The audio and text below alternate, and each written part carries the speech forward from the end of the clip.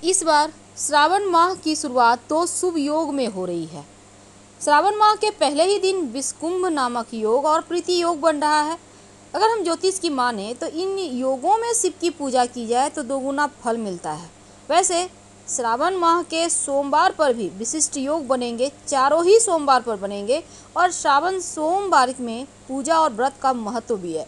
लेकिन पूरे महीने शिव जी को आप क्या अर्पित करें और क्या ना अर्पित करें ताकि आपको पूजा का पूरा फल मिले, तो पहले सब समझते हैं कि शिव की पूजा करेंगे कैसे। देखिए, सूर्योदय से पहले स्नान वगैरह करके निवृत्त हो जाएं, स्वच्छ वस्त्र धारण करें और सफ़ेद रंग चूँकि शिव को प्रिय है तो सफ़ेद रंग के कपड़े या गेरुआ वस्त्र धारण करें। फिर आप भगवान शिव की आराधना करें।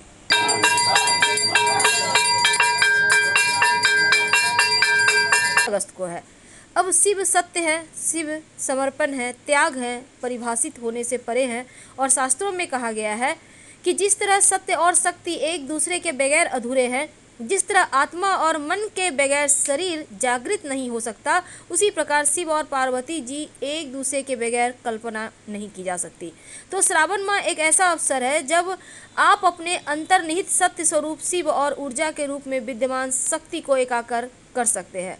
तो चलिए जानते हैं शिवलिंग पर क्या अर्पित करके आप किस मनोकामना को पूरी कर सकते हैं।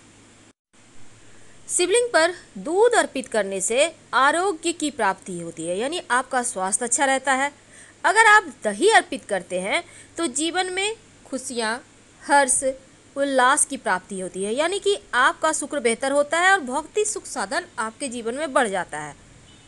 अगर आप शिवलिंग पर घी अर्पित करते हैं तो आपका तेज बढ़ता है, आपके हर जगह आपका सम्मान बढ़ता है और संतान की प्राप्ति होती है, संतान तरक्की करता है। अगर आप शहद अर्पित करें तो आपकी सौंदर्य, आपका खूबसूरती बढ़ता है, आपकी जो वाणी में मिठास है वो बनी रहती है, समाज में आपकी लोकप्रियता बढ़ती चली जाती है। अगर आप चाहते हैं कि जीवन में खूब सुख, समृद्धि, ऐश्वर्य की प्राप्ति होती रहे तो शिवलिंग पर शक्कर या फिर गुड़ की डली अर्पित करें।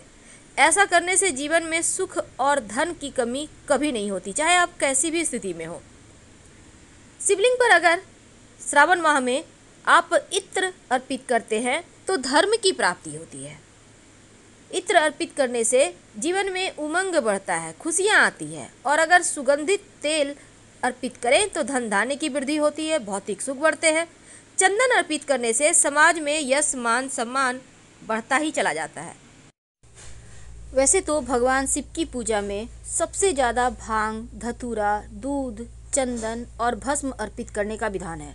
भगवान शिव को बैरागी भी कहा जाता है और शिवलिंग में आम जीवन में जो इस्तेमाल चीज़ें होती है ना, उसको नहीं चढ़ाया जाता। तो चलिए हम जानते हैं वो कौन सी चीज़ें हैं जो बिल्कुल भी इस्तेमाल नहीं करना है। शंख से भूलकर भी शिव जी को जल मत अर्पित कीजिए। भगवान शिव ने शंखचूड़ नामक असुर का वध किया था और शंख को उसी असुर का प्रतीक माना जाता है जो कि भगवान श्री हरि का भक्त था। इसीलिए भगवान शिव की पूजा में शंख इस्तेमाल नहीं होता है। चावल टूटा फूटा हुआ बिल्कुल भी इस्तेमाल ना करें शिव की पूजा में, पहले से आप चुनकर रख लें, एकदम साबुत होना चाहिए। और शास्त्रों में लिखा है टूटा हुआ चावल अशुद्ध होता है।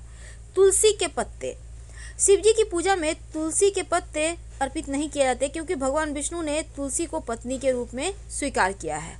हल्दी स्त्रीलिंग है और शिवलिंग पर कभी भी हल्दी नहीं अर्पित की जाती क्योंकि हल्दी मांगलिक चीज़ों में यूज होता है। सिंदूर, सिंदूर को भी कुमकुम सिंदूर जो सौभाग्य का प्रतीक है और शिव जी बैरागी हैं, इसीलिए शिव जी को कुमकुम अर्पित नहीं किए जाते। नारियल का पानी, देखिए नारियल तो आप चढ़ा सकते हैं लेकिन फोड़कर पानी अर्पित नहीं करना है। और ना ही अगर आप व्रत रखते हैं तो आप जो शिवलिंग पर चीज़ें चढ़ाई हैं उसको तो नहीं खाना है। और अगर राहु केतु परेशान करे तो शिवलिंग पर आप 2 लौंग अर्पित करें।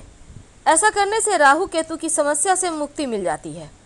बाद में इस लौंग को उठाकर अगर आप घर में पूजा करते हैं तो पास के किसी मंदिर में रखें या फिर कहीं मिट्टी में दबा दें।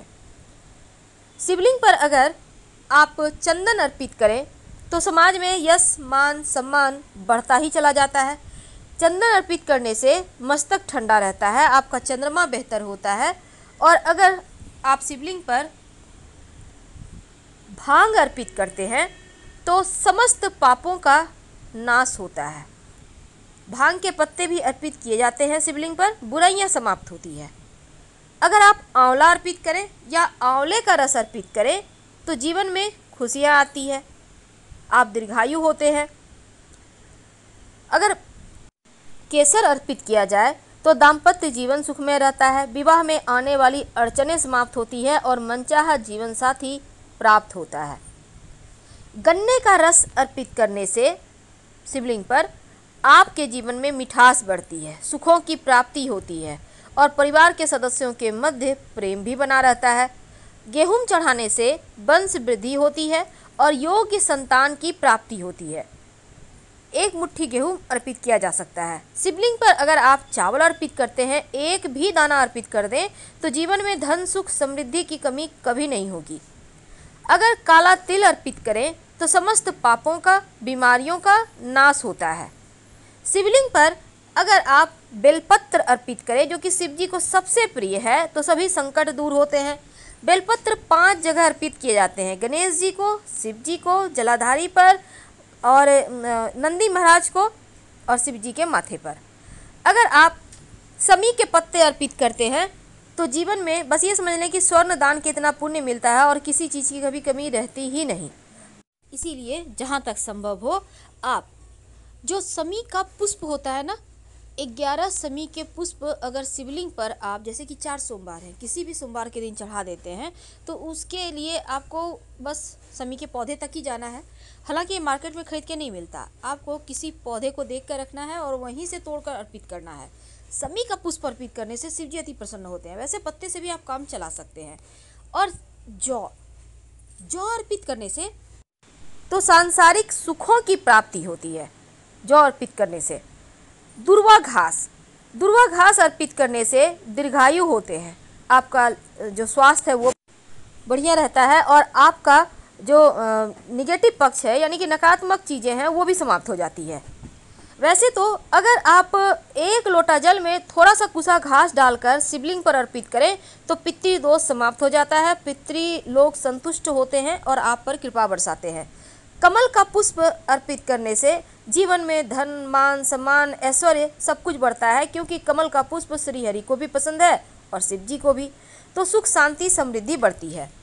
हरसिंगार का पुष्प भी अर्पित करने से आपका शुक्र बेहतर होता है, क्योंकि यह सुगंधित पुष्प है और ऐश्वर्य बढ़ता है।